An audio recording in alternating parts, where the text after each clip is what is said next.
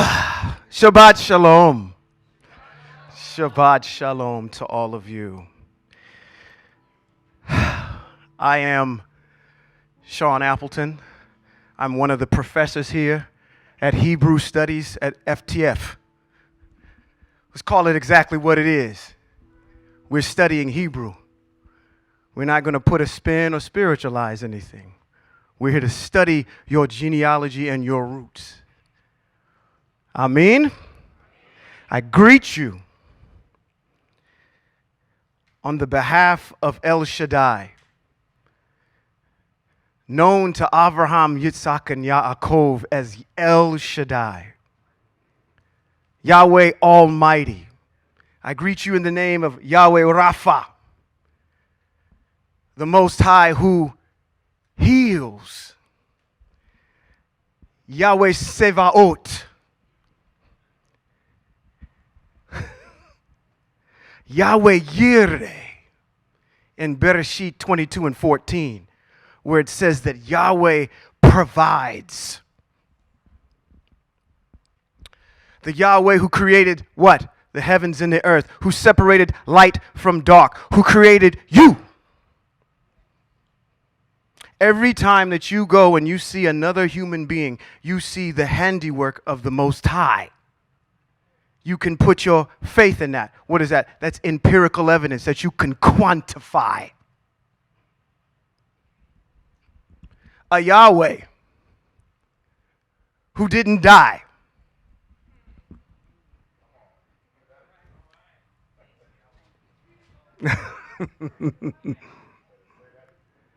A Yahweh that didn't ask you to eat him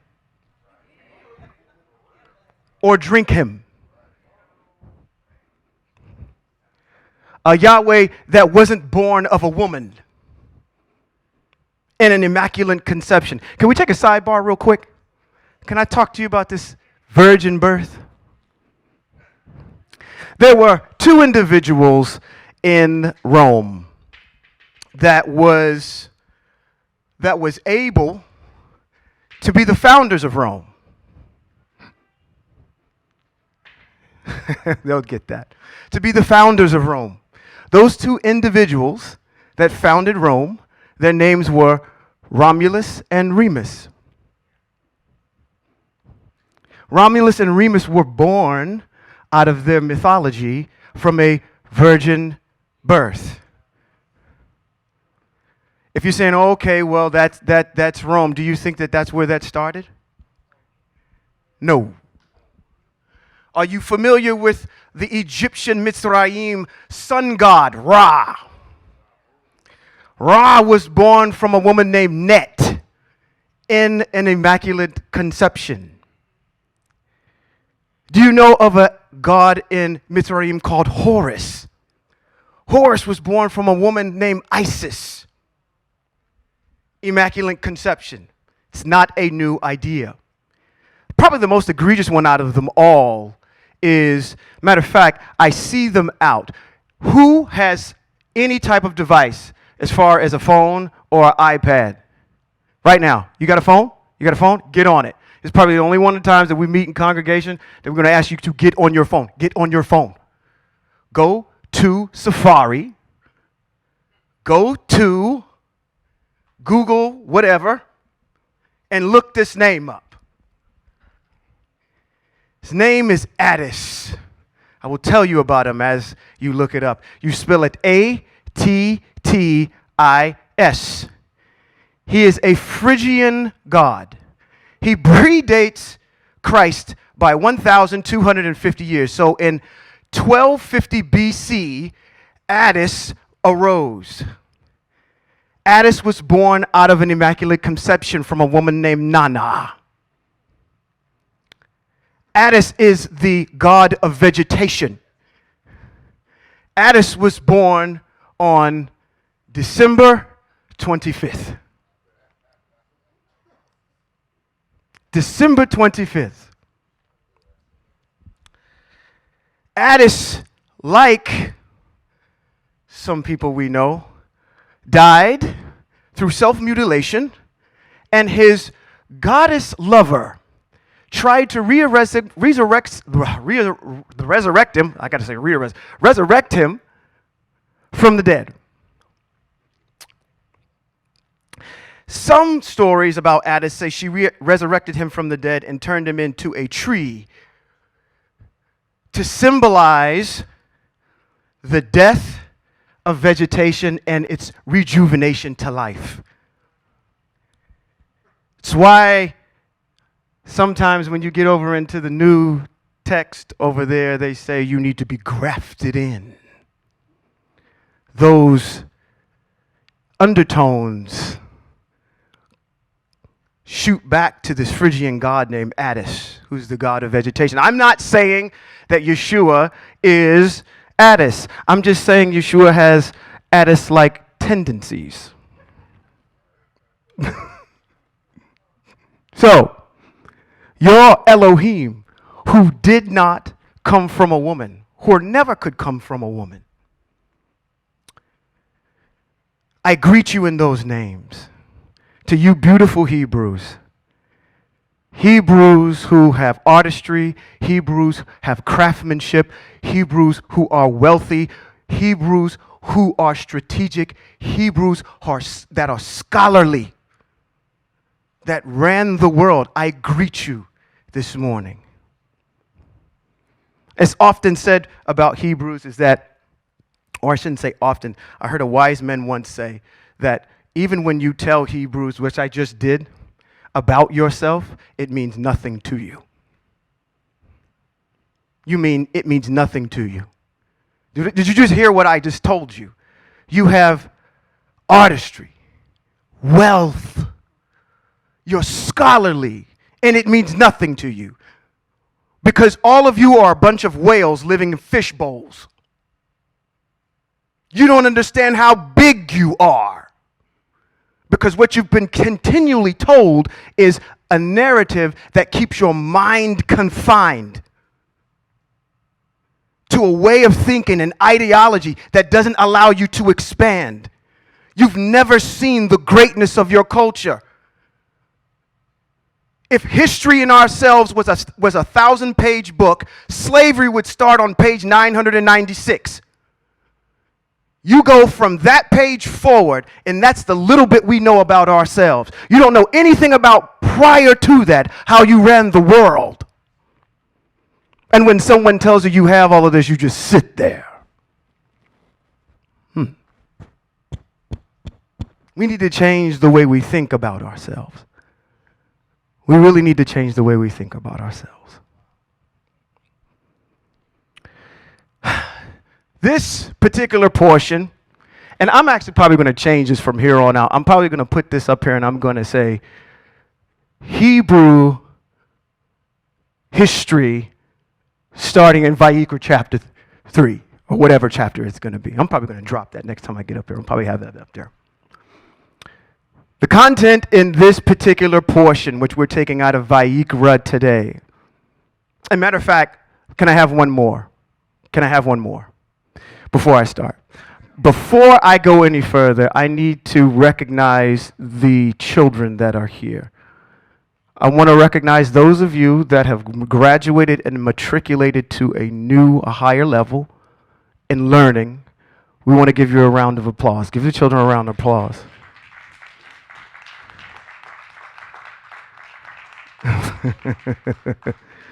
There's a rabbit trail that I could go down right now, but understand that these individuals are just like us. Let's imagine for a second. We are the children of Israel. We're traveling in the desert. And then there's children that's born in the desert. The children that are born in the desert don't know anything about Mitzrayim. They know all the things that the Most High is teaching. And that's what's happening here. There's a generation here that knows about what happened across the street and how our minds were in that fishbowl of bondage. We didn't know the depth and breadth of the Most High. So these children have a very good head start. The content in this particular parashah is going to be one that is not going to be liked. It's kind of taboo.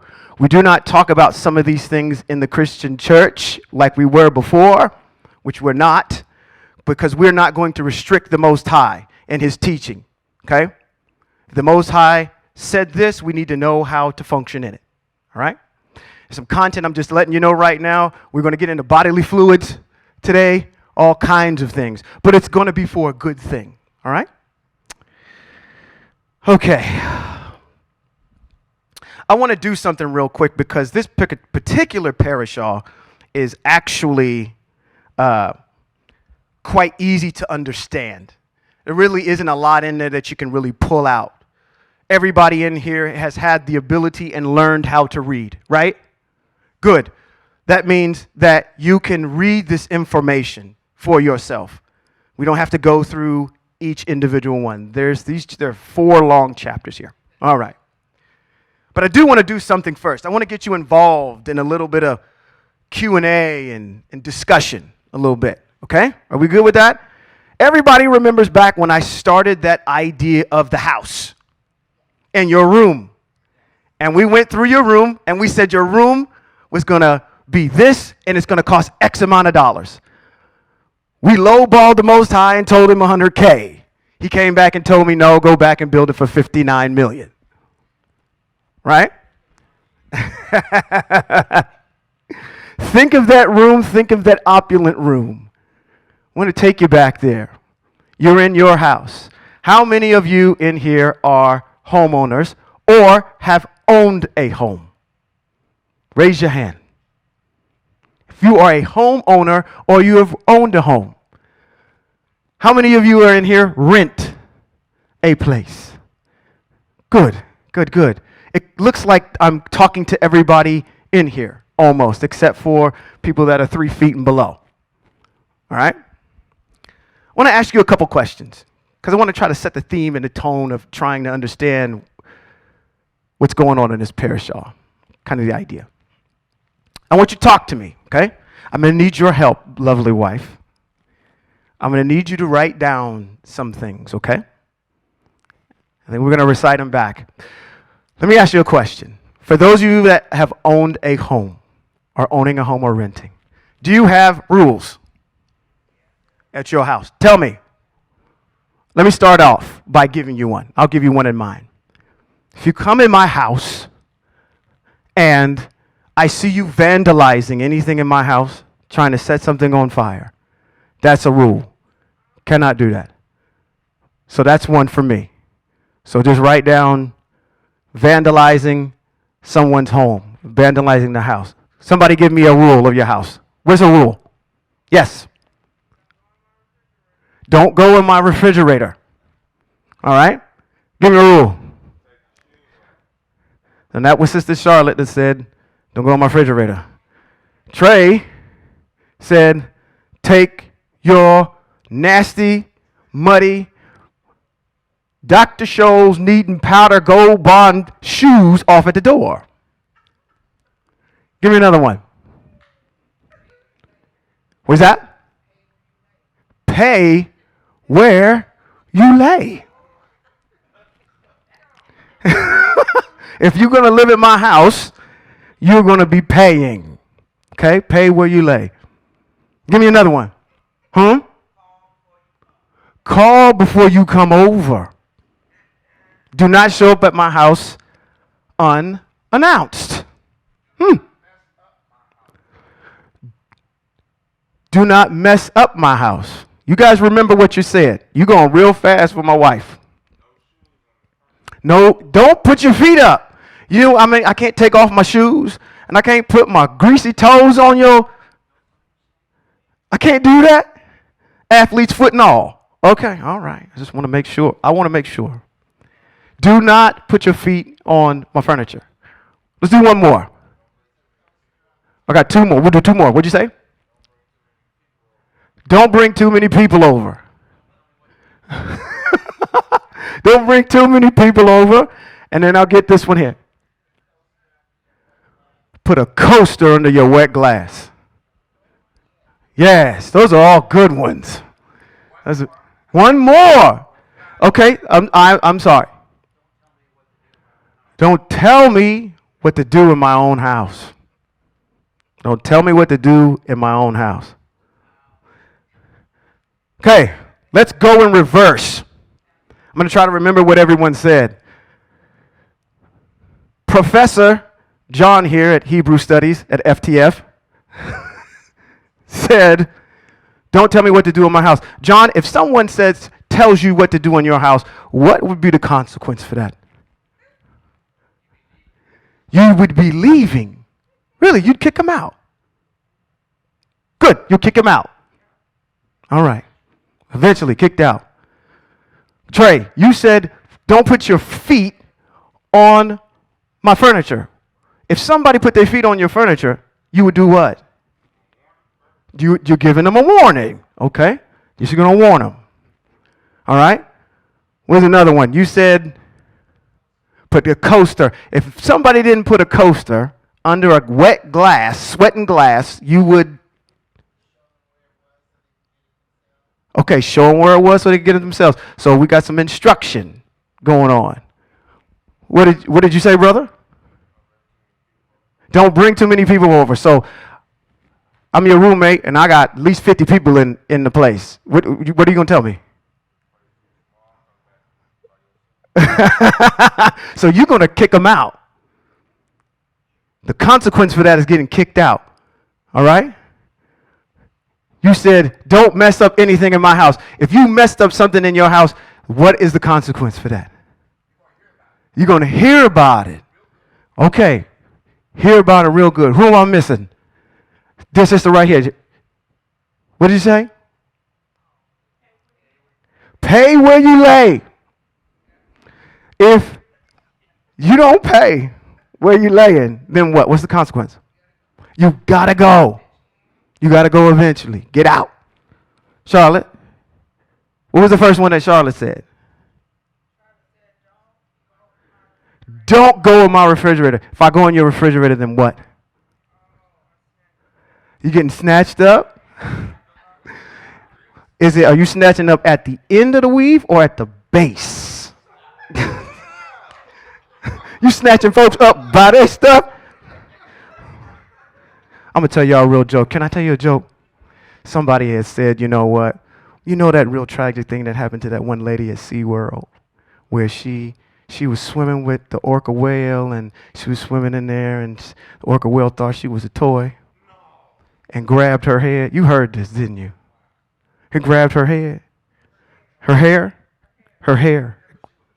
She was the trainer. This is a joke now, okay? You know why that couldn't have been a black woman, right?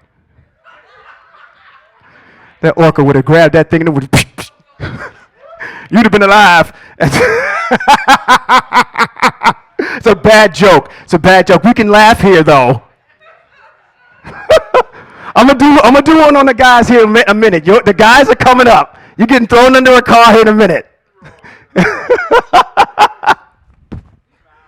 Okay, the point is with this, all of your answers obviously are correct and they're personal to you, right? That's what the point of this is. And that the fact of the matter is that the reason why those are in place is because of what? It's your house. It's my house. I have my rules. And each one of you had a different consequence depending on the level of the act that was being taken, right? Is it clear for us to understand why we have the mitzvot? This is the Most High's house. If I am going to be amongst you, where's the scripture at? Let's just go get it. You're going to have to follow me today, Teresa. Dear Sister Harless. I'm jumping way ahead in my own stuff. Jumping way ahead. Let's go get it. I'm going to go way past here. Let's just go get it. Give you all my thunder already. I'm taking my own thunder. Shemot 33. 4 and 6. When the people, she's still pulling it up. I want you up on the screen. This is my house. And when you're in my house, you will respect my house. Why do we even say, well, why is that important that the Most High say this or the Most High say that? Why is that a big deal? Because it's my house. I don't have to explain to you why going in the refrigerator bothers me. You don't pay rent the first or mortgage the first here. For the sake of time, while she's still getting that. Shemot 33, which is Exodus 33 and 4 says, when the people heard the bad news, or what they were hearing the bad news about, they were still wearing their ornaments that they had out of Mitzrayim. This is coming on the tail end of the golden calf incident. They went into mourning, and no one wore his ornaments. The Most High said to Moshe, tell the people of Israel, you are a stiff-necked people. You don't think the Most High talk about you like a dog? You imbeciles. You idiots. You are hard-headed and stubborn. He leads with that. Tell them hard-headed folk down there. If I were to go with you for even one moment, I would exterminate you. In order for me to tolerate you, let me give you some rules. And if you violate these rules, then this is what the atonement is going to be. I put my feet up on your table. Listen, don't put your feet up on my table. I'm sorry. I shouldn't have did that. You atone for what you did. These are the atonements that the Most High wants. If you violate what is going to make him upset, I would exterminate you. Now keep these ornaments off, and then so I can decide what to do with you. So from Mount Horeb onward, the people of Israel stripped themselves of their ornaments. Let's go all the way back to the top and get our breakdown for today. Hopefully I can say I'm doing an Elizabeth Taylor thing and not telling her eighth husband, we ain't gonna keep you too long before we move on. All right. Very good. We okay? We bobbleheading? Good. Good. We have before us chapters 12 through 15 in this particular parashah. The mitzvot in chapter 12 are given for the birth of a baby boy and a baby girl. Okay? In chapter number 13, Sadat is what we start talking about. Sadat is the swelling of the skin. Chronic Sadat, boils, burns by fire, sores on the head and beard, bright spots on the skin, baldness, and Sadat in clothes. All right? Men, you are in the clear. If you're bald, it's not a big deal. We'll talk about that in a second. Baldness as it concerns, and Sadat in clothes as it concerns Sadat in chapter 13. Chapter 14, what do we have? The mitzvot on the day of purification from Sadat. So if you get this particular affliction, how are you to purify yourself? And we have the mitzvot on Sadat in a dwelling, in a home, and the purification of that dwelling from Sadat. Okay? What would we talk about Sadat? Sadat is what? Leprosy. Leprosy. And we know it from a Greek narrative, what leprosy is. Okay? We know it from a Greek narrative. Chapter number 15, mitzvot for the discharge from a man. So I'm talking about in this one, we're talking about a little bit of some bodily fluids here. The Most High the mitzvot for and after a discharge has ceased. We also have mitzvot for a seminal emission, purification of an unclean house, mitzvot for the discharge from a woman, which is her nidah, mitzvot for abnormal discharge from a woman, and mitzvot on an abnormal discharge from a woman. So we're going to deal a little bit with that today. Okay? Let's talk about Sadat, because the basis of this whole entire portion of Scripture is based in and around Sadat.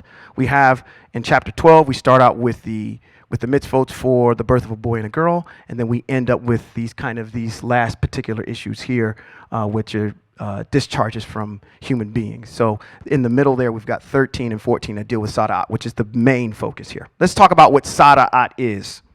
Sadat, by definition, is a contagious infection that can manifest itself in skin and in physical elements.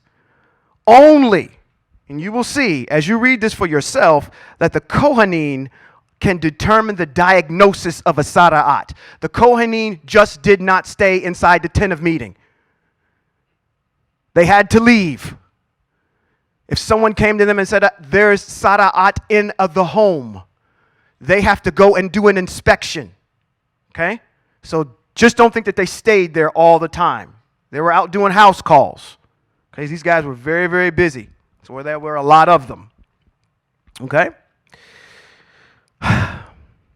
Let's take a look at some examples of where Sadat actually shows up outside of this. Can anybody tell me the first time you've actually heard about leprosy happening in Scripture? Very good, Moshe. Bad Midbar, which is, it actually tells a story. It's in Shemot as well. Bad Midbar 12 has the story of Miriam and Aharon. And they decided that they wanted to do what? They wanted to speak bad about whom? Now, I'm going to tell you, you better get this name right, because just as pivotal as Moshe is, so is his wife. Zipporah. Good. Zipporah is our name. We should actually know all. See, we look at Moshe and we see the brilliance of Moshe. Zipporah was actually, for you young people, hip to the game too. She knew as much as Moshe did, in so much that when Abraham was giving the blessing and the covenant is where? In the foreskin. Okay? That's where the covenant was made. She stepped in and saved that man's life because the Most High said, I'm going to kill you.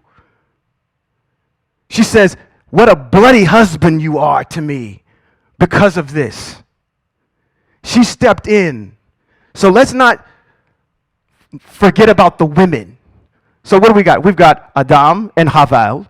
We've got Noah. Now his wife isn't enumerated, but it leads to some examples that are in the apocryphal books, like in the book of Jubilees. I think her name shows up.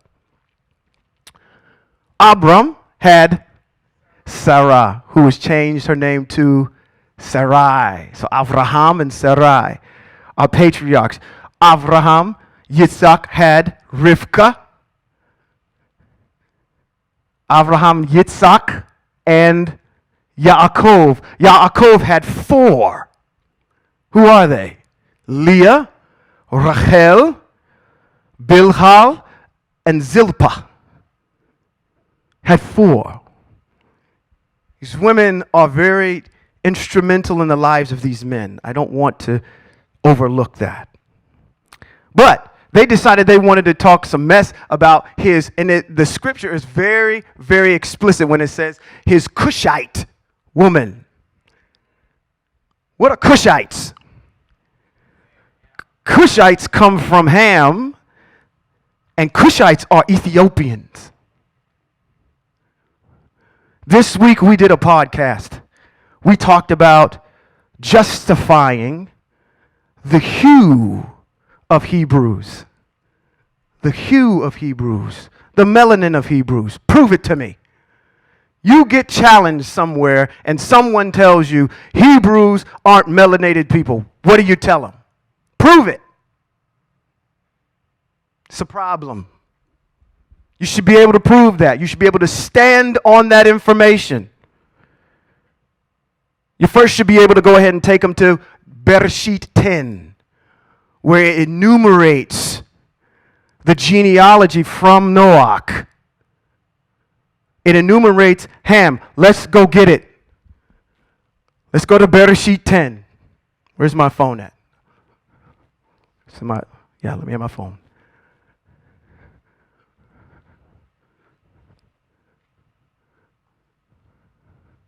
Are you familiar with Bereshit 10?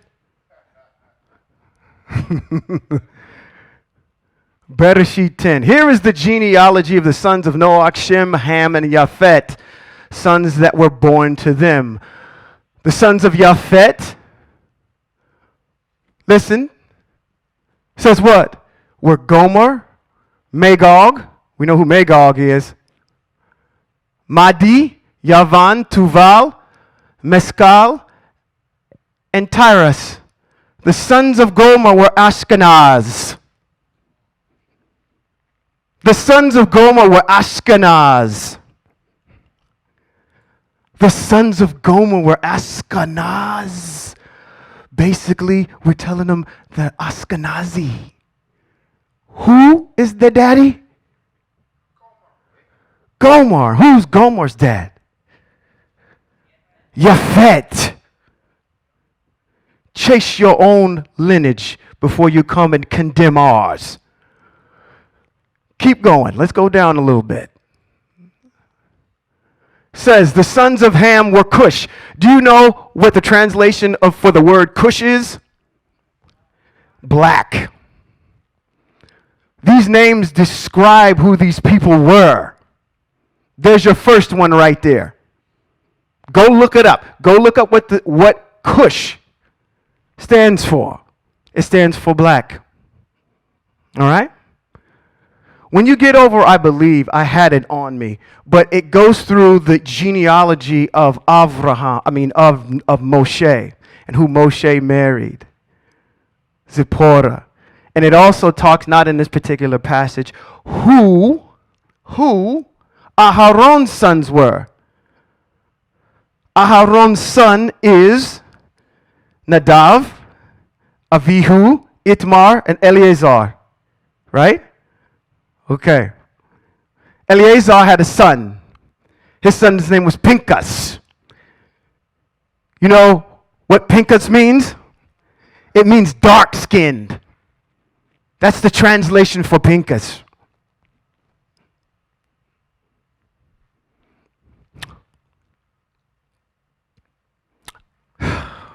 Boy, oh boy. What other proof do you have? Where is Egypt at? On the northeast coast of Africa. It's not somewhere else. When your ancestors went into Mitzrayim, they went down as what, 70 and came out as 603,550. Okay? If you go to Egypt now, there's a melanin that's there. When I asked you to stand on the idea that these people are melanated, that should have been rolling right out. You got to be able to stand on what you know and be able to prove it scripturally. Okay? There's another one that's going to come up. It's a little bit weaker, but it makes some sense. Other issues, getting back on task. Other places where Sadat shows up. Moshe, here's the other one. Moshe had an issue. He needed to prove to the children of Israel that what? That he was sent by the Most High. And the Most High said, I'm going to give you some things that you need to show the elders. He said, throw the stick down. It's going to turn into a snake. What's the other one? If you take your hand and you stick it into your jacket or your garment, it is going to turn into, and he pulled it out, and it was Sadat. And the scripture says it was white as snow. One commentator says, there's your other proof right there. When the scripture was very specific in saying it came out as white as snow. Why would I need to make the differentiation of color? I have to have the contrast there. Or I would have said it was Sadat. But it says it was Sadat and it came out white as snow. To show that there was a differentiation in the hue of the man. Okay? These are proofs that we can stand on. Okay? Another one that shows up,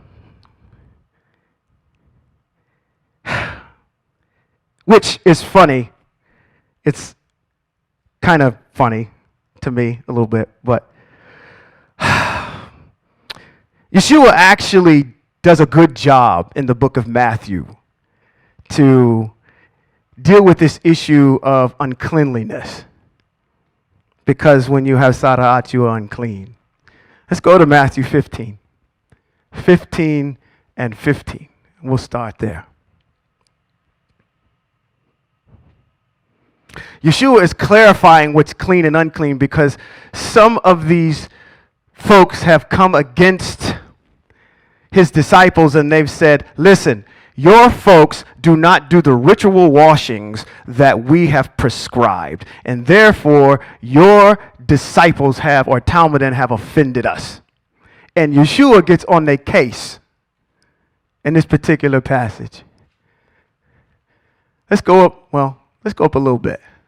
Let's go up a little bit.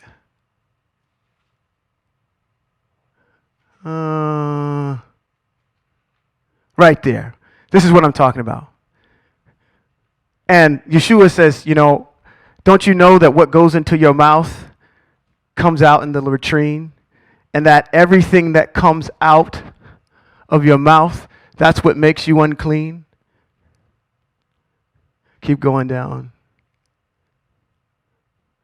And then, as he's explaining this, his right-hand man, what's his name? Kepha. You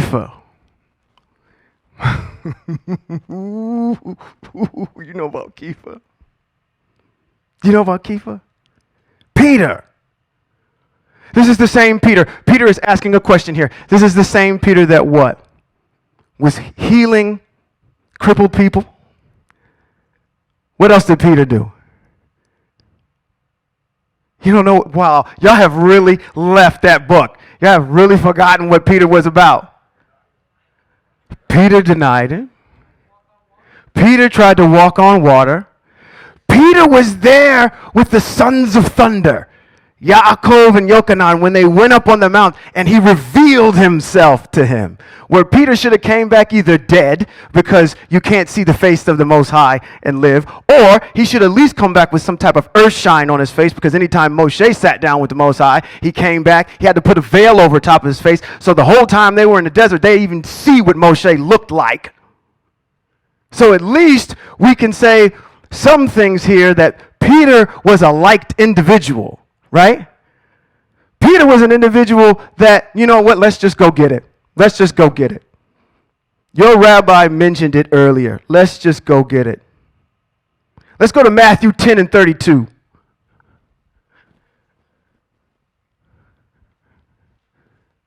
What's Matthew 10 and 32 say? Uh-oh. I want you to pay attention to something.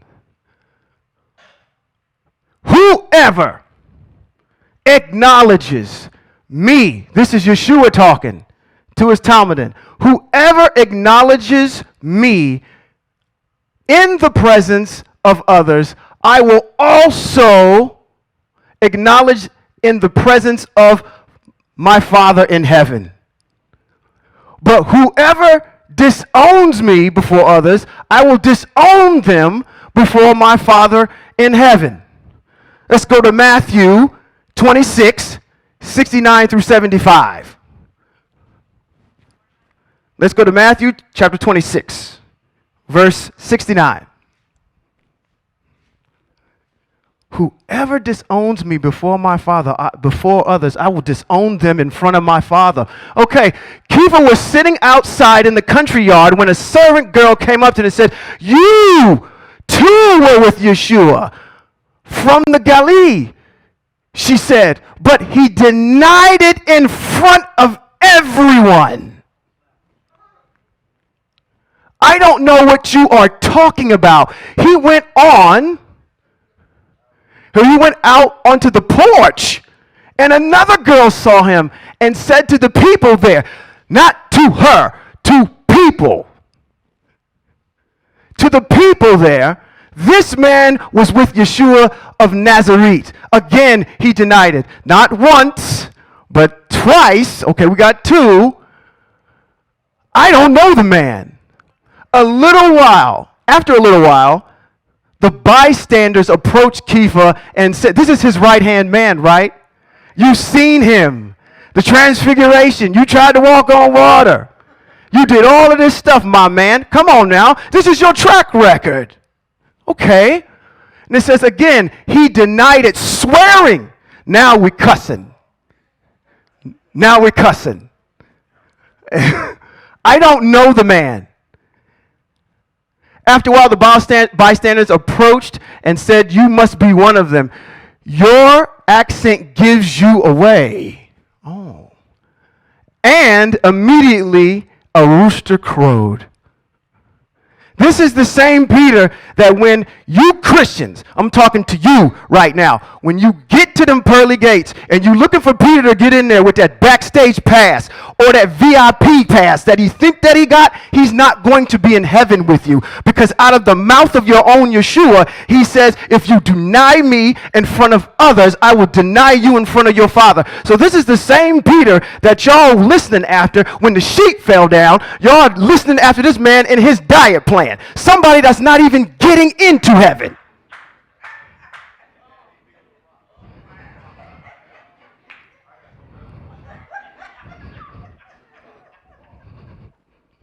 This is who you look after.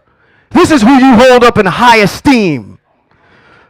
Let's connect the dots for you, because apparently you've been walking with a blind stupor for a very long time. This is the same Peter that when they were in the Garden of Gethsemane, Peter was ready to take his shank out like we was on a level 4 prison yard. Let's go. Keister stashed and everything. Let's get it. I'm coming after your Yeshua. Soon as they got ready to say something, what did Peter do? He took that shank out, took his ear right off. Now tell me the last time you've ever seen the Most High needing a bodyguard. The Most High don't need a bodyguard. If you're thinking, acting in a way where you shouldn't, the Most High will conduct justice on you himself. One of those ways is with Sadat, because the Most High puts it on you. Okay? All right. All right.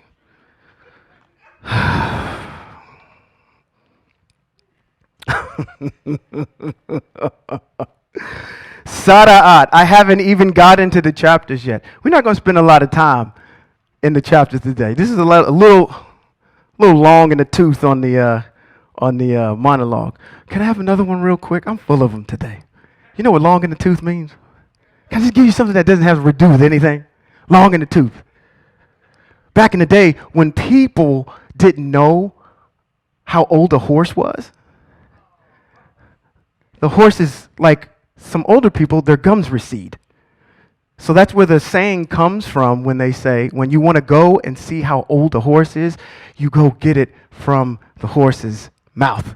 That's where the expression came from, where it comes long in the tooth.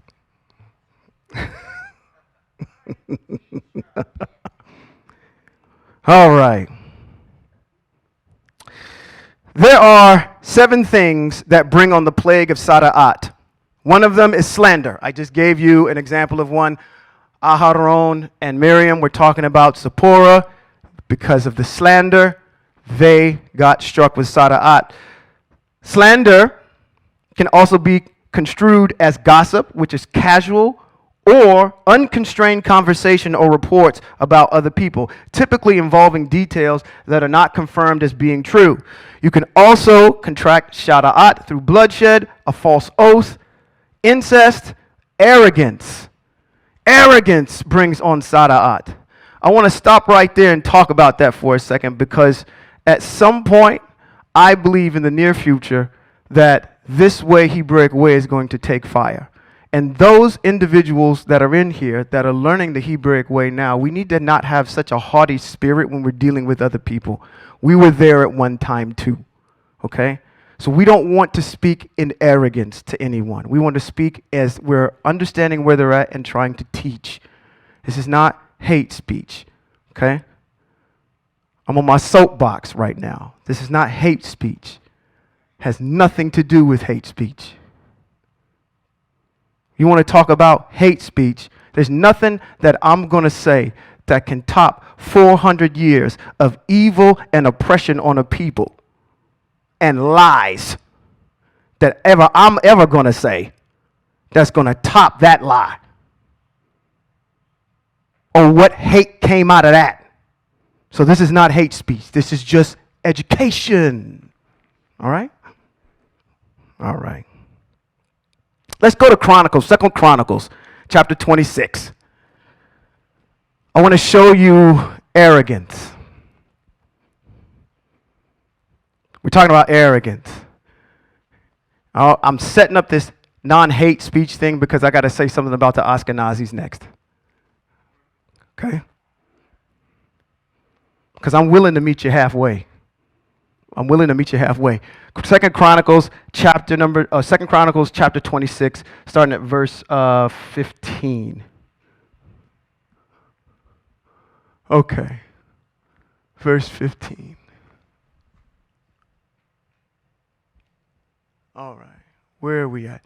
In Jerusalem, he built devices designed by the experts for the towers and the angels from which they shoot the arrows. I think I'm a little bit too far up. Oh, 16. That's where I need to start. But when he was strong, he became arrogant, which caused him to become corrupt. So we're talking about the king of Jerusalem right now, okay? That's who the subject matter is talking about. So that which caused him to become corrupt. So he sinned against Yahweh, his Elohim, by going into the temple of Yahweh to burn incense on the incense altars. Azariah, the Kohanim, went in after him. With him were 80 of Yahweh's Kohanim. These were brave men. They stood up to Uzziah, the king, and they told him, "It isn't your job, Uzziah, to burn incense to the Most High. The job of burning incense belongs to the Kohanim, the descendants of Aharon, who have been consecrated. Get out of the sanctuary." These are the Kohanim telling the king to get out of the temple. You are getting ready to offer some unlicensed, unauthorized fire to the Most High by burning this incense. The descendants of Aharon who have been consecrated, get out of the sanctuary. You have trespassed, and Yahweh, Elohim, will not honor this for you. This made Uzziah angry as he stood there with a censer in his hand, ready to burn the incense. And in his anger at the Kohanim, Sadat broke out on his forehead. The Most High put that there. Sadat broke out on his forehead right in front of the Kohanim in the house of the Most High, beside the altar of incense.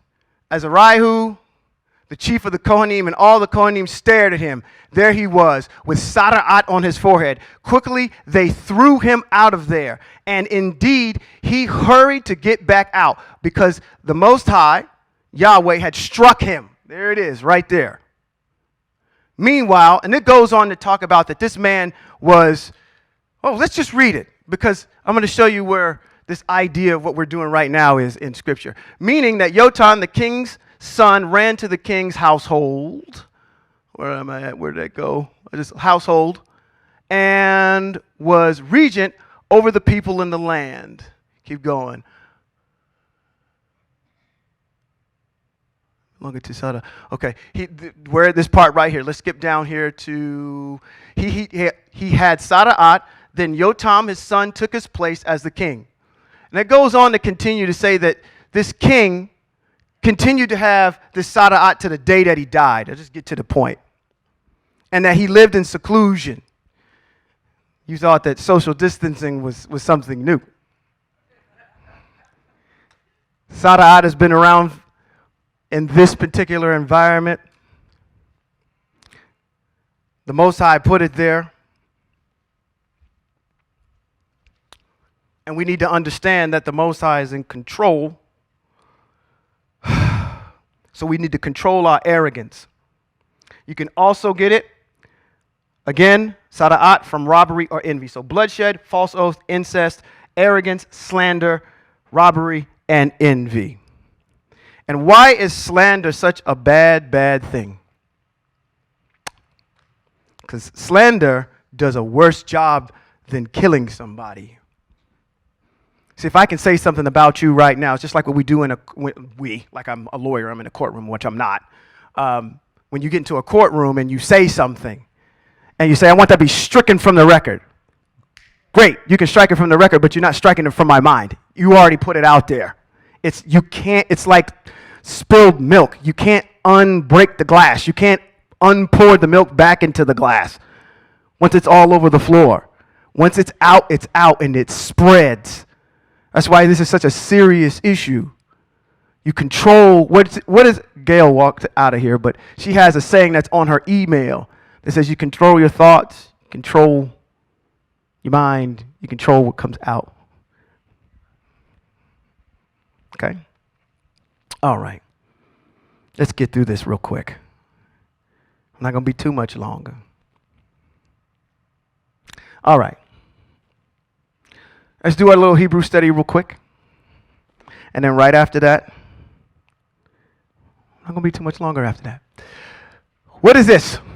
Can anybody tell me what that word is? Sadat. Let's get it.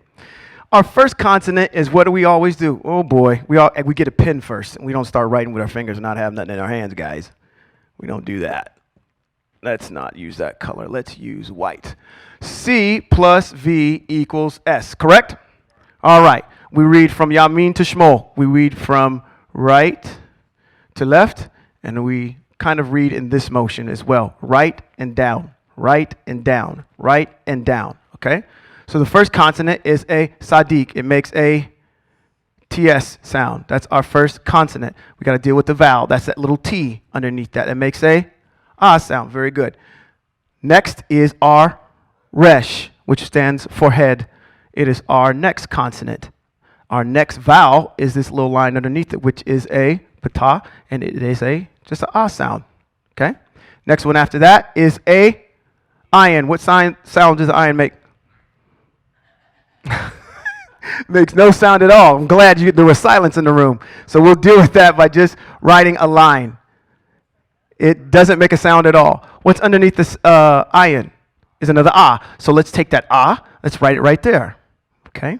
Next one over, our next consonant is a taf, and it has a T sound. Sara'at. Sara'at. Ken? Tov meod? That means yes. Very good. Very good. Let's move on. Let's do one more. Right to left. First consonant is a hey. It makes a H sound. If you know the name of the character, you will know the sound that it makes. What's underneath the hey? There's a little line underneath that. So that is our vowel, and it makes the sound. What's the next consonant? Mim. Right. It makes a M sound. What's the two little dots underneath that? What is that called? It's called the Schwa. So the rule is if the Schwa is being preceded by another vowel, it makes no sound. All right? So we're just going to cut this off. All right? But you have another rule in here that I'm going to introduce, maybe a little difficult. We have this doubling dot inside the mem, so we have to deal with it. Okay? And that it's like, think of this like this. This is the best way to do this. I'm going to rewrite this. Think of this like this.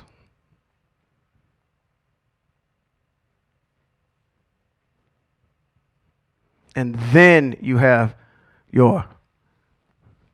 Think of it like that. That's what that doubling dot does. Okay? So if I have that doubling dot,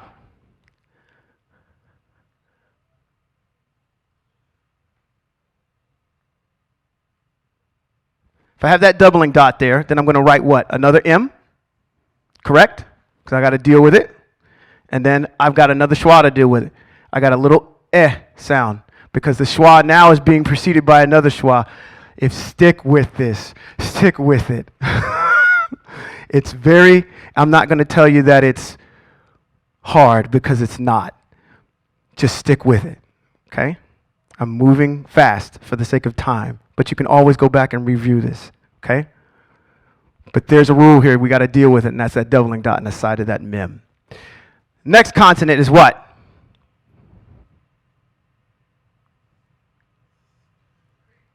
Sadiq. Okay. It's okay. Sadiq, talk to me. Sadiq makes a TZ or a TS sound. Let's do that.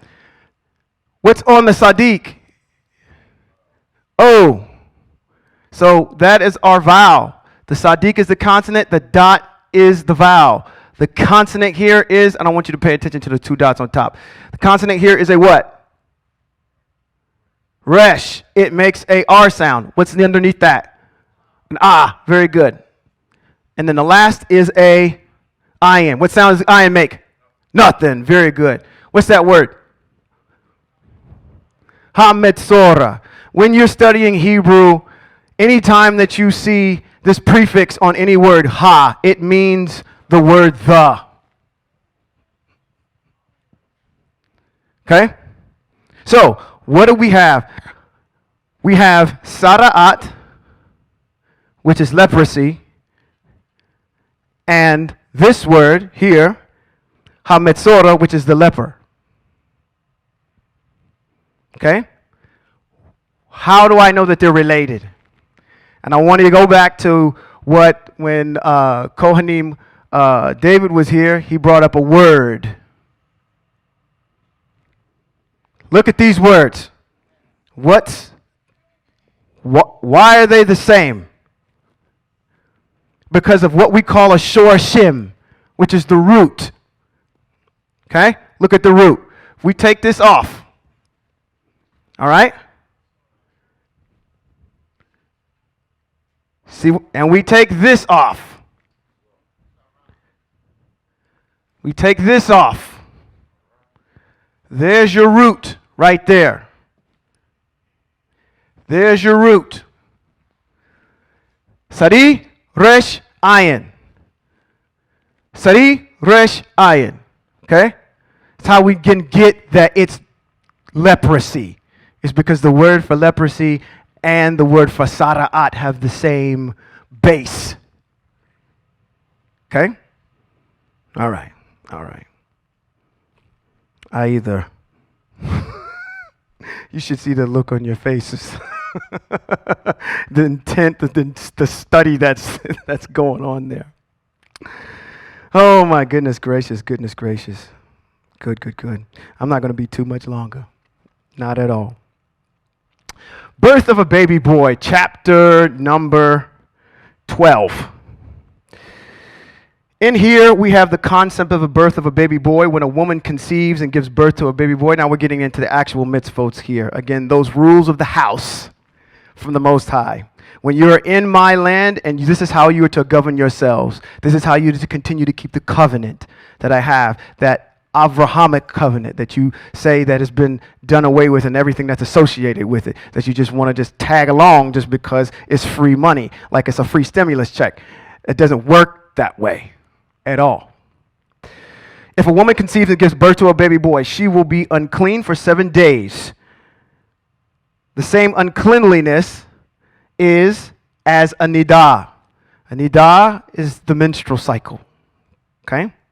When she's having her menstrual period. On the 8th day, the baby's foreskin is to be circumcised. And I'm probably going to make some statements here that are you're not going to like. Okay?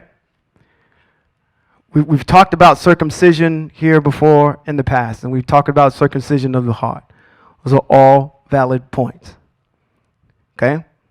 There are several conditions or examples in Torah of circumcision. The first one you can find is in Bereshit 17 with the covenant between Avraham and the Most High. He said, this will be the sign.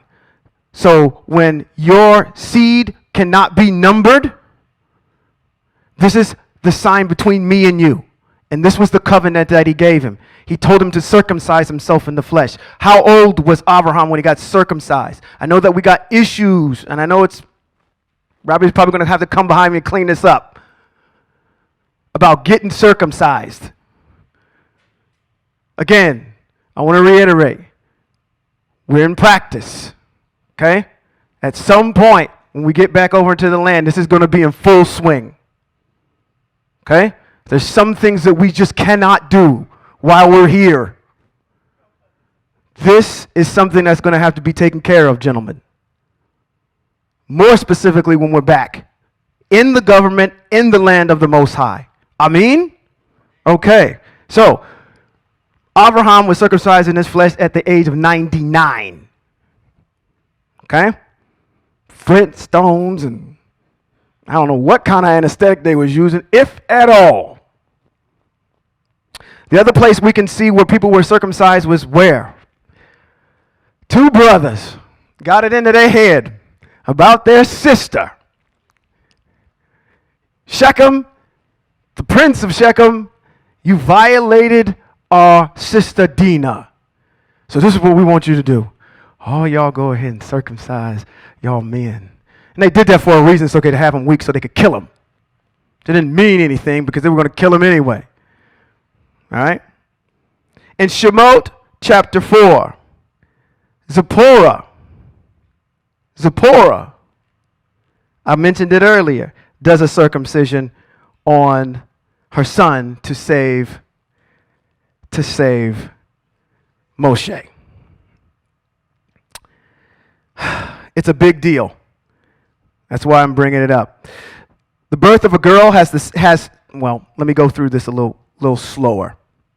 I know that I did this with my sons on the 8th day. We followed right along with this and had them, not to reveal too much information, but it seems like it is. This was done in our household with our kids, as is prescribed by the Most High, waiting till the 8th day after the boy has been born, letting that Shabbat get through, letting it heal a little bit, and then having that done.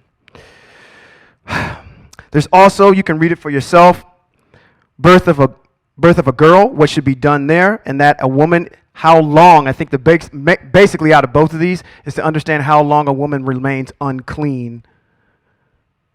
And understanding for a birth of a boy, it's different for a birth of a boy, okay? And I know this seems unrelative now, because most of us in here, as I'm looking around, are not having any more kids. No, I'm not having any more kids. So, for those of you that are not here, there is a stipulation on that. I want to actually bring up something real quick, all right? Because I want to address this issue that I'm feeling right now about individuals looking at us, looking down on us because of the fact that we observe these. And I want you to take a step back and I want you to look at the narrative. And I don't want you to feel as though following these mitzvot is cumbersome. You guys are under the law. Look at all the restrictions you have. Wait a minute. Stop. Right in your tracks. You mean to tell me that the Elohim that we serve wants us to be clean? So apparently yours doesn't. That is a good thing. Hebrews are not nasty people. When you see this narrative about you over in some little dust bowl with your toes out and all in the mud and all that kind of stuff to give you a picture, again, you whales living in fish bowls, this image of yourself, you are not a dirty people. The Most High wants these things done, and it's clarifying what's clean and unclean to him. Don't let anybody tell you just because you do these things. Sorry, I sound like I'm on my soapbox today more than anything else. If you continue on and you read in that particular chapter, the birth of a boy and the birth of a girl have some issues on what she's to do when she purifies herself. But again, those issues you can read for yourself. I'm not going to go through this. This is a long, long, long chapter to study. I do want to talk about what leprosy is and what it isn't, okay? I did this last time, so I'm going to just read this real quick. Biblical leprosy is probably not leprosy, and I wrote that there incorrectly. It is not your everyday leprosy that you see every day. This is something that the Most High will put on you. Leprosy that you think of today can get treated. You can go to a physician and get leprosy dealt with. This is not the same thing, okay? So it's two different things. The scholars who first translated the Bible from Hebrew to Greek used the term lepria when faced with an untranslatable Hebrew word sadat.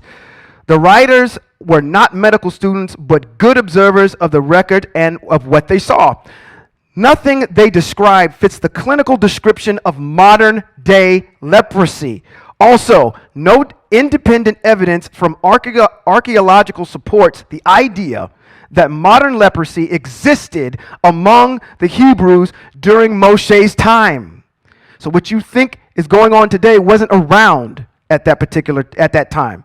Leprosy is treated and is curable with vaccinations. Sadat can only be removed by the Most High. Treatment of Hansen's disease. That's what you're calling modern day leprosy, if you need to put a name to it.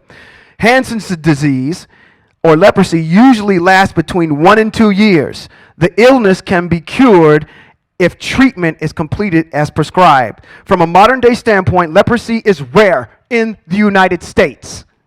About 200,000 new cases of leprosy are reported worldwide each year, with 50 to 66% of these new cases occurring in India. Leprosy, Hansen's disease, modern day. Leprosy is a chronic, mildly infectious disease that affects the nerves, eyes, skin, mucous membranes, and upper respiratory tract. In 1873, Dr. Gerard Herken M. Hansen of Norway was the first to identify M. lepria as a bacteria that causes leprosy, the disease previously that was thought as being hereditary. Now, there's all kinds of symptoms that go along with this. I'm not going to go through that. But again, finishing up with this idea, the current research shows on how leprosy is transmitted. Current research shows that M. lepria is transmitted primarily through coughing, sneezing, and via skin during close and frequent contacts with untreated infected persons. That's what modern day leprosy is right now. Okay. Chapter 13. I'm going to fly through these. Chapter 13. If someone develops or has a scab that swells or has a bright spot or develops into the disease of Sadat, he's to be brought to the Kohanim. I'm going to give you the pattern on what all this is every single time that we get to. Well, not every single time, but just right now. When Sadat is detected, you got to go see the Kohanim. The Kohanim is going to examine it. There's certain things that he's looking for. Hue, color, whether or not the hairs in it have turned a specific color. He will deem whether or not you are clean or unclean. You will have to be social distanced if you're declared unclean. There's a certain amount of time that you have to be in this unclean state before the Kohanim will come back to check on you to see whether or not you have gotten rid of it. Okay? Right. Now, these are all connected to things. That's why we have to be very careful about slander and gossip and things that robbery and the things that I mentioned earlier, arrogance. I'm under the belief that when we get back to the land, talking about folks is not going to be something that's going to be tolerated. We don't move together as a people if we're talking and tearing down one another like we do here. We don't get 2 seconds as a people before we come up with something to tear ourselves down. Every time. Well, I'm not going to, never mind. I'll get on my soapbox. But at the end of it, washing is to occur and the person is reinstated. You'll see this pattern throughout all of it. I'm not going to go over everything. I'm just going to give you the bullet points of the subsections that are in these particular chapters. The next one is mitzvot for Sadat, for chronic Sadat. So the Most High wants, if you continue to keep having this problem, the Kohanim are supposed to deal with you in a particular certain way. There are also mitzvot for boils, and Sadat comes out of that. Sadat that comes out of burns from fire. Same deal. You see the same pattern. Examination, color, look at the hairs. sequestering, cleanliness period, and then reinstating. Bright spots on the skin from Sadat. I got 12 pages of notes. Baldness. It speaks to me, so I'm just going to read it out loud, in case you're ever wondering what you bald people. If a man, when we get back in the land, if a man has hair that has fallen out from his scalp, that's me. That happened to me about when I was in my 20s. I started receding and my hair started falling out. Scripture said he is bald, but he is clean. If his hair has fallen out off the front of his head, he is forehead bald, but he is clean. What's that called? Them Fu Manchus you got walking around, them Bobo the Clown arrows on the back. If on the bald scalp or forehead there is a reddish or white sore, it is Sadat. It is breaking out on the bald scalp of the forehead. Again, the Kohanim is to examine. All right. You can read these for yourselves. All right. There's a protocol if Sadat is in a garment, like a. I don't want to call it a mold, but like a mold. It's in your garment. The Most High wants you to deal with it a certain way. It says, everyone who has Sadat sores is to, and this is the protocol for if it's in clothing, wear torn clothes and unbound hair, cover the upper lip and cry unclean. I guess the issue of masks and social distancing is not a new topic. You had to cover yourself up if you had this.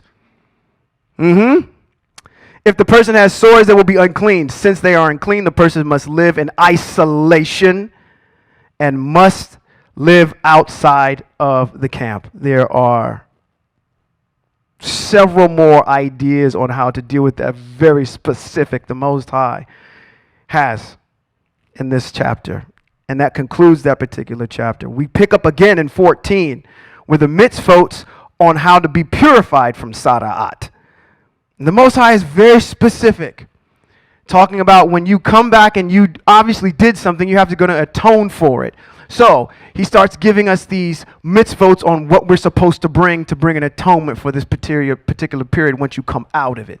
Now, hopefully everybody understands what a burnt offering is, what a sin offering is for, what a guilt offering is for, what all of these different offerings represent. We've gone over that in the past. Your burnt offerings are kind of your general offerings, your sin offerings for inadvertent sin, right? And there's a list of items there. If you are poor and you cannot, even the Most High makes a provision for individuals who do not have enough money to pay for the atonement. There is a way to deal with that as well. We are all talking about kind of the rules and regulations when we're getting back into the land, how we're to conduct ourselves. Okay? Mitzvot on Sadat. Understanding when it gets into a dwelling, now it becomes very expensive for you. Because if it's deemed to be in your dwelling and you got to tear the sheetrock out of your house, that's now, well, which otherwise as well, if you got Sadat and you can't go to work, you can't do what you need to do because you're sequestered, it's going to hurt you as well, monetarily, from a pecuniary standpoint.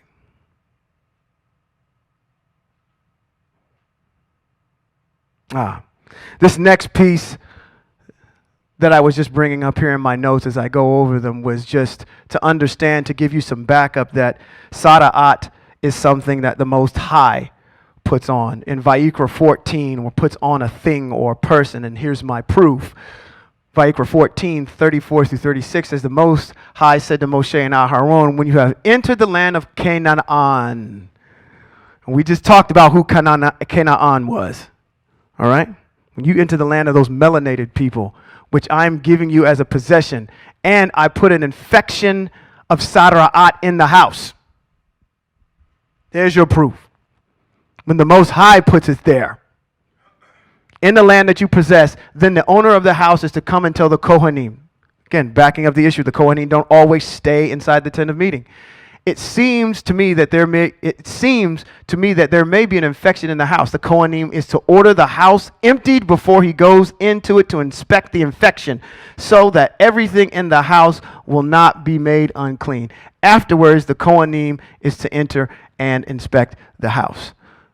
Again, we just need to watch our arrogance, watch what we say, watch this slander. If there's slander coming up out of a house, the Most High will strike it. Okay?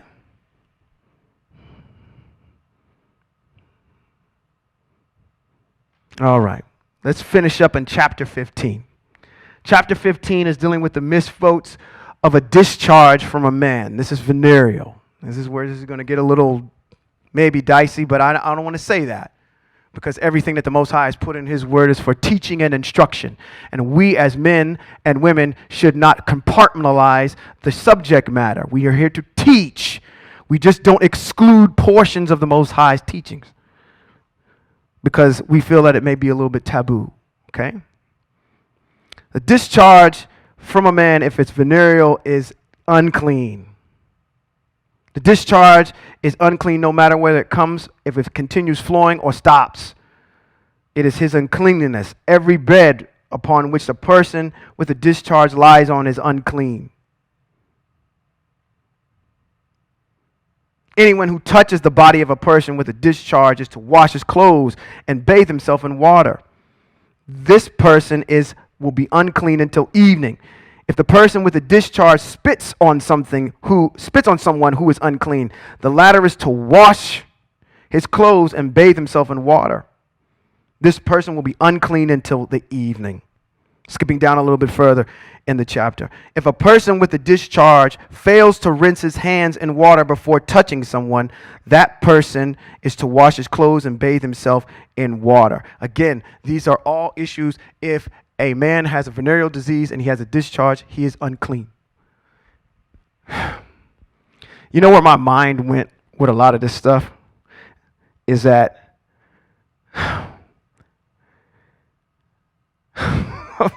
from a physical standpoint, you have to wash every day.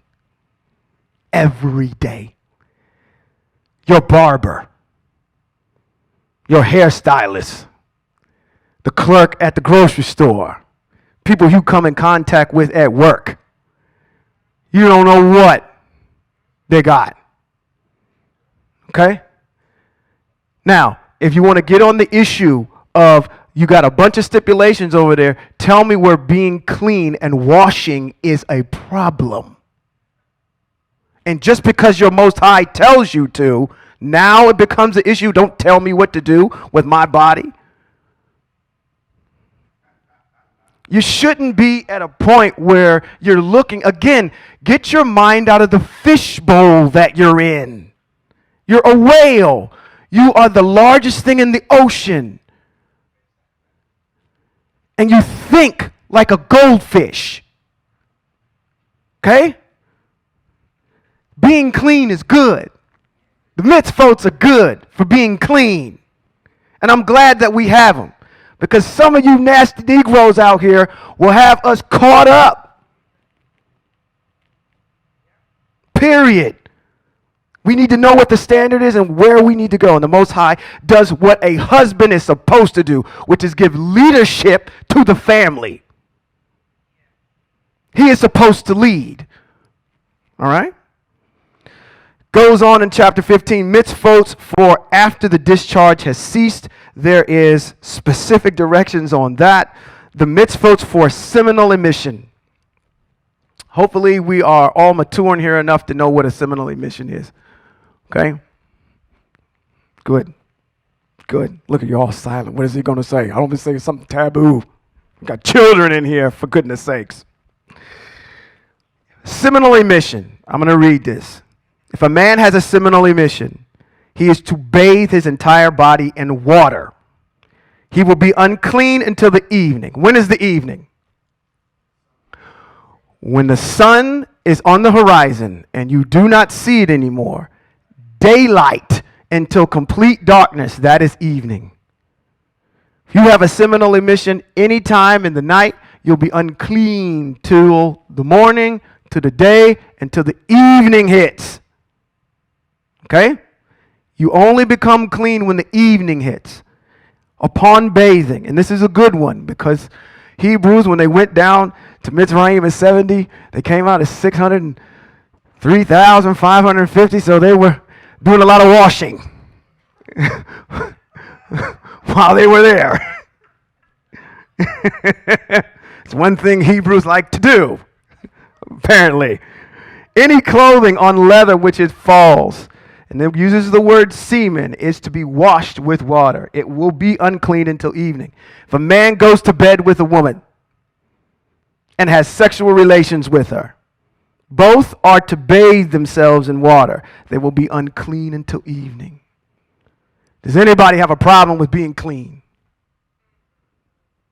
What is the Most High asking you to do? Take a shower. Clean yourself up. Why is that a problem? You know what I'm saying? Don't demonize the Most High's word. Last couple of notes here. The misvotes on the discharge from a woman, which is a nidah. And I know we have a lot of problems with this.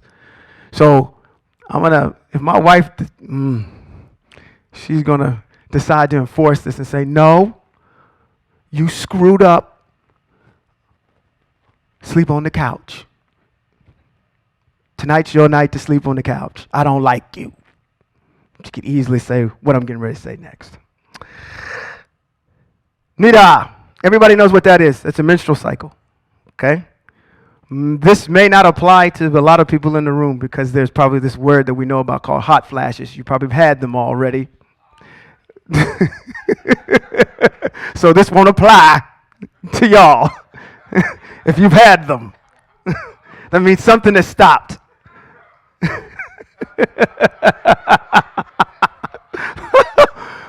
You should listen to all of you at home or that are watching by way of stream. There is a laser beam right here on my chest.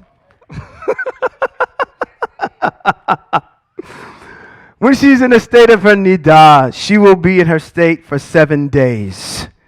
Whoever touches her will be unclean until the evening. Everything she lies on or sits on is in a state of nidah. It will be unclean. Whoever touches her bed is to wash his clothes and to bathe himself in water. He will be unclean until evening. Whoever touches anything she sits on is to wash his clothes and bathe himself in water. He will be unclean until evening, whether he is on the bed or on something she sits on. When he touches it, he will be unclean until evening. If a man goes to bed with her and her menstrual cycle flows and touches him, he will be unclean 7 days. And every bed he lies on will be unclean. Okay? You have the Most High's word. You know how to conduct yourself. I'm not going to sit up here and dictate what goes on in your house.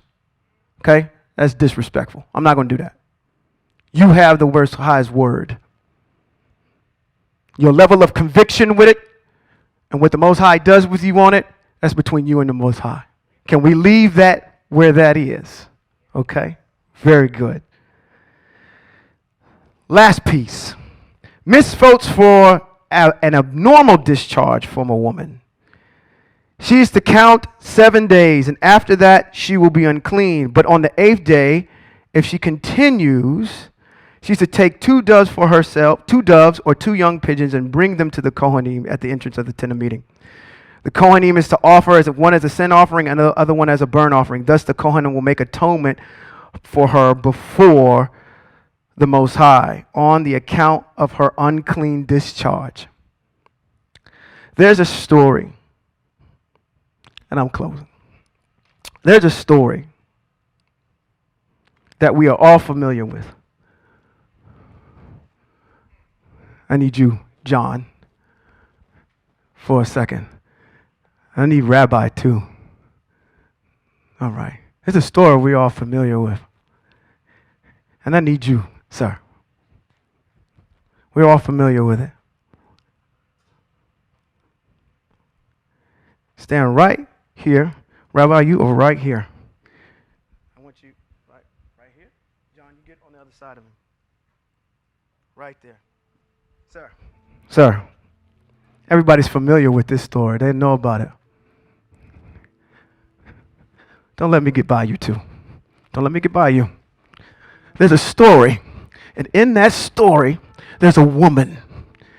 She pushed her way around all these people to get to, which she's doing an excellent job of, to get to the hem of Yeshua's garment. Look at that. He's playing real good D. That's the wrong person to come up here. To get to the hem of his garment to touch his seats. It said that this woman had a menstrual flow, a blood flow that didn't stop. When she got to Yeshua, she touched the hem of his garment. Immediately, Yeshua would have been unclean. He should have sequestered himself.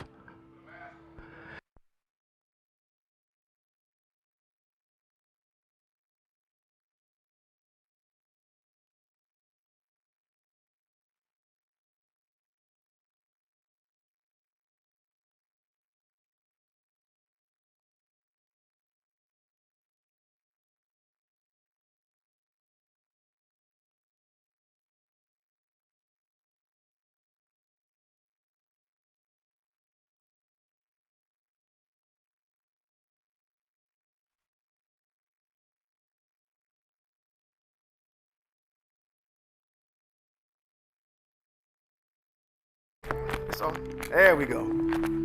Yeah, I got it. Just wash. It's all the Most High is asking you to do. We need to stop demonizing the word of the Most High. Okay? When you start noticing these things, you start saying, "Oh, this is not how the Most High acts. This is not how he functions." Okay? I know in myself that out of any place I've ever lived, whether or not you want to say that you've been to, for those of you that are in Sacramento, El Dorado Hills, Roseville, Granite Bay, those are clean places. Not to say that any other place isn't. Elk Grove, they're clean places in Sacramento. The people are going to be as immaculately as clean as the place will be when we get back into the land. When we get back into the land. Get your mind wrapped on what all the patterns, folks. Anytime that the children of Israel were exiled, what happened? The Most High sent them a Messiah. And what did they do? They left. Get your mind around that. Do you think that you're going to stay in the United States? Anytime when they were in Mitzrayim, they left. When they were in Babylon, they left. All these places, they got up and left. If you think you're at your descendants, it may not happen in our time. I may be wrong. It's not up to me. Understand this. You're going to have to get this idea of leaving up out of here. Don't get whales living in fish bowls. Remember that. All right? We all good? Good. Let me bless you.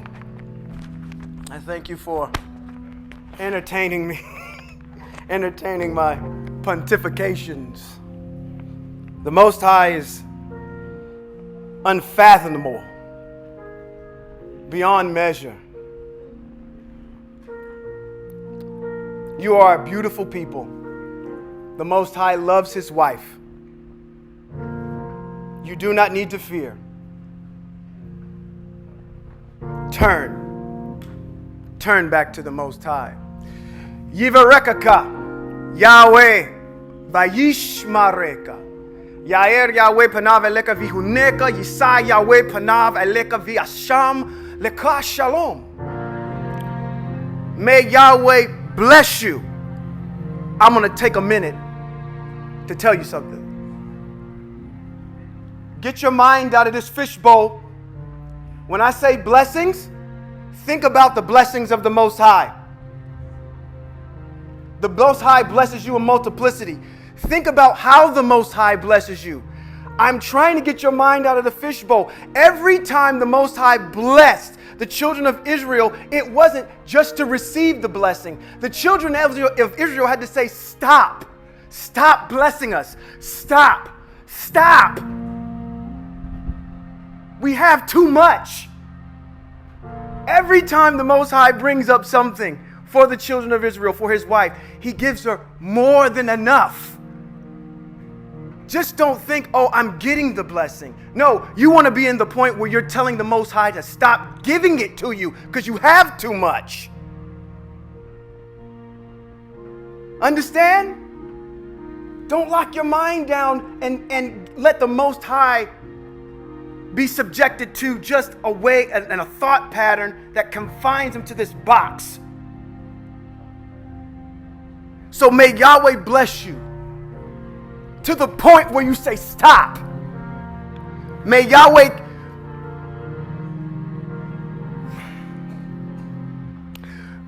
bless you and keep you. May Yahweh make his face to shine on you and show you his favor.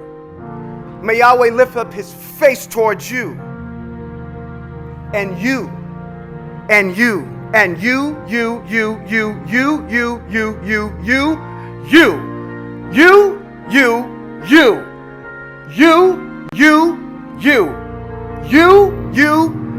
and you and myself.